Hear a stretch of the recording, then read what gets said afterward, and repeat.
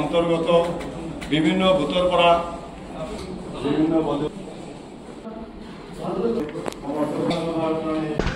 আজি আমি অহা বিটিআৰ নিৰ্বাচনেৰ প্ৰস্তুতিৰ কাৰণে মাননীয় ৰাজ্যিক সভাপতি দিলীপ শইকীয়া ডাঙৰীয়া আৰু মাননীয় মুখ্যমন্ত্ৰী ডক্টৰ হিমন্ত বিশ্ব শৰ্মা ডাঙৰীয়াৰ নিৰ্দেশমৰ্মে আমি চিৰাং জিলালৈ উপস্থিত হৈছিলোঁ।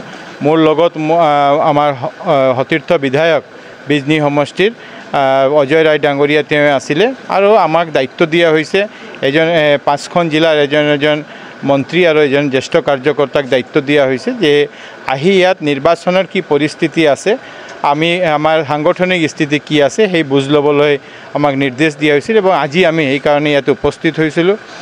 আমি ইতিমধ্যে দুখন সমষ্টিত দুখন মণ্ডলৰ কাৰ্যকৰ্তাৰ লগত আমি কথা পাতিলোঁ। আজি আৰু দুখন মণ্ডলৰ কাৰ্যকৰ্তাৰ লগত আমি কথা পাতিম আৰু অহাকালি আৰু 3খন মণ্ডলত কাৰ্যকৰ্তাৰ লগত কথা পাতি আমাৰ সাংগঠনিক স্থিতি, আমাৰ দলৰ কি অৱস্থা আছে, কেনেকুৱা আমাৰ নিৰ্বাচনৰ কাৰণে কি প্ৰস্তুতি আছে সেই বুজ ল'বলৈ আমি ইয়াত উপস্থিত হৈছিলোঁ। ইতিমধ্যে মুখ্যমন্ত্ৰীয়ে ঘোষণা কৰিছে যে বিজেপিয়ে অকলে নিৰ্বাচনত প্ৰতিনিধিত্ব কৰিব। ইয়াত ইউপিপিএলৰ সৈতে আপোনালোকৰ প্ৰতিনিধিত্ব হ'ব, কি ক'ব? এই ভাৰতীয় জনতা পাৰ্টি ইতিমধ্যে আমাৰ সাংগঠনিক শক্তি কি আছে, আমাৰ সাংগঠনিক শক্তি কিভাবে বৃদ্ধি কৰিব কাৰণ নিৰ্বাচন ছেপ্টেম্বৰ মাহতে অনুষ্ঠিত হ'ব।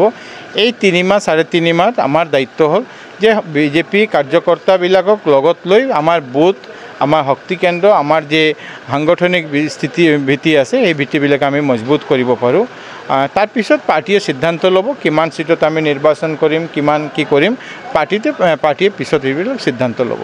কিন্তু ইতিমধ্যে ইউপিপিএলৰ ফালৰ পৰা দাবী কৰা হৈছে যে বিজেপিয়ে যদি অকলে নিৰ্বাচনত প্ৰতিদ্বন্দ্বিতা হয় ইউপিপিএলৰ সৈতে ফেৰ মাৰিব নোৱাৰে, বিজেপি প্ৰাক্তন নহয় বুলি তেওঁলোকে কৈছে। এইটো ৰাজ্য কমিটিৰ সিদ্ধান্ত ল'ব। এইটো ৰাজ্য কমিটি, আমাৰ সভাপতি, ৰাজ্যিক টীম, আমাৰ মাননীয় মুখ্যমন্ত্ৰী তেওঁলোকে এইটো সিদ্ধান্ত ল'ব। কি পালে আপুনি, কি পালে? আমি কাৰ্যকৰ্তাৰ মাজত বহুত উৎসাহ আছে।